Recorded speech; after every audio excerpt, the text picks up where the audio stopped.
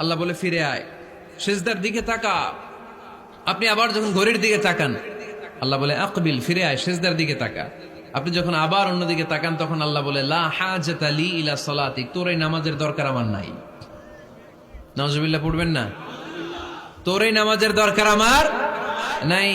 অজু করে কষ্ট করে যাকে খুশি করার জন্য আপনি সালাতে দাঁড়ালেন, উনি যদি বলে এই নামাজের দরকার নাই, তা কার জন্য নামাজ পড়লেন আপনি? কথা কি বুঝতে পেরেছেন? এজন্য এলাকার গণ্যমান্য ব্যক্তিবর্গ আছে, আমাদের চেয়ারম্যান সাহেব আছে, আরো অন্যান্য বিজনেস ম্যাগনেটরা আছে, আপনারা মসজিদ যখন নির্মাণ করবেন, সামনের দেয়ালটা যত সাদামাটা হতে পারে ততই ভালো। এমনকি জায়নামাজের মধ্যে এখন কাবা ঘরের ছবি আছে না নাই? আছে না? কি মুসলমান আমরা, নিজের কাবারে নিজে লাথি মারি নামাজের আগে, মনের অজান্তে নিজের কাবাকে নিজে লাথি মারছি। এরকম জায়নামাজ ব্যবহার করা নিষেধ, চিল্লায় বলেন ঠিক কিনা? সাদা ফ্রেশ জায়নামাজ বাজারজাত করেন, আপনাদের সিদ্ধান্তই ওনাদের ব্যবসা বয়কট হয়ে যাবে। আপনারা যদি এখন থেকে মসজিদের মিনারা আর কাবা ঘরের যে প্রতিকৃতি বা ছবি, এরকম ছবি সম্বলিত জায়নামাজ কিনা বন্ধ করে দেন, এদের মার্কেট থাকবে? কথা বলেন।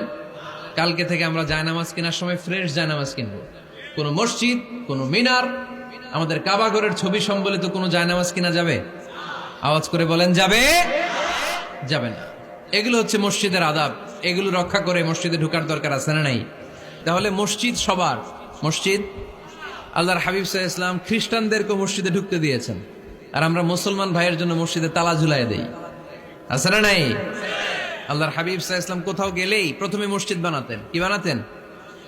মসজিদ বানাতেন। মক্কা থেকে হিজরত করে মদিনায় আসলেন, কোবায় থাকলেন কয়েক সপ্তাহ। কোবা পল্লীতে তিনি মসজিদ বানালেন, মসজিদ কোবা। ওখানে প্রতি শনিবার কেউ যদি অজু করে ওখানে যে 2 রাকাত নামাজ পড়ে, একটা কবুল উমরার সওয়াব আল্লাহ তাআলা তার আমলনামায় দিয়ে দেয়। মসজিদে কোবা বানালেন।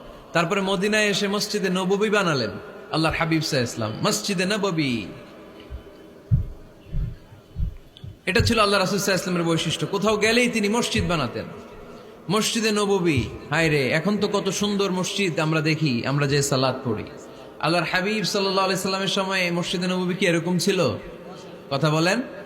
ফ্লোর ছিল বালুর ফ্লোর। কিসের ফ্লোর? আমাদের মসজিদের ফ্লোর কিসের? টাইলস। আর আল্লাহ রাসূল সাল্লাল্লাহু আলাইহি ওয়াসাল্লামের মসজিদে নববীর ফ্লোর কিসের? কথা বলে না তো, আওয়াজ করে উত্তর দেন না কেন? কষ্ট হচ্ছে? দুপুরে খাইছেন না সবাই? কেন খান নাই কেন? রোজা রাখছিলেন? হ্যাঁ, ফজর বাদে আইছি। আচ্ছা ঠিক আছে, ঠিক আছে। আচ্ছা আচ্ছা, সাউন্ড নাই, কথা শোনা যায় না? তো এটা শুনলা কেমনে? জিজ্ঞেস করলাম কথা শোনা যায় না, কয় না। তো এটা শুনলা কি করে? মানে অল্প শোনা যায়, তাই তো? একটু পরে আমার বিদায় ঘন্টা বাজবে, আমি চলে যাব। তোমরা ডিস্টার্ব করতে করতে আমার সময় শেষ। তোমরা ডিস্টার্ব করলে তোমাদের লস। আমি আমার টাইমের 1 মিনিটে বেশি যেতে পারবো না, কারণ এখানে আসরের সালাতের আজান শুরু হয়ে যাবে, এরপরে কোনো কথা নাই। আর বক্তব্য লম্বা করা এটা বেদাত। এই বেদাতকে আমি সুন্নাতের মধ্যে আনতে চাচ্ছি। একটা সময়ে একেবারে কমায় নিয়ে আসবো। এত প্রোগ্রামও আমি করতে চাই না। আমি ঘোষণা দিয়েছি আগামী বছরে সারা বাংলাদেশে আমার প্রোগ্রাম হবে 50টা। কয়টা?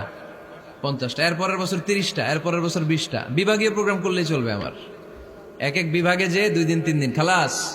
এত দরকার নেই, এত লম্বা চূড়ার বক্তব্যের দরকার নেই। আধা ঘন্টা চুপ করে শুনেন, কয়েকটা মেসেজ ড্রপ করি, take it with you to your home, then practice and apply in the society.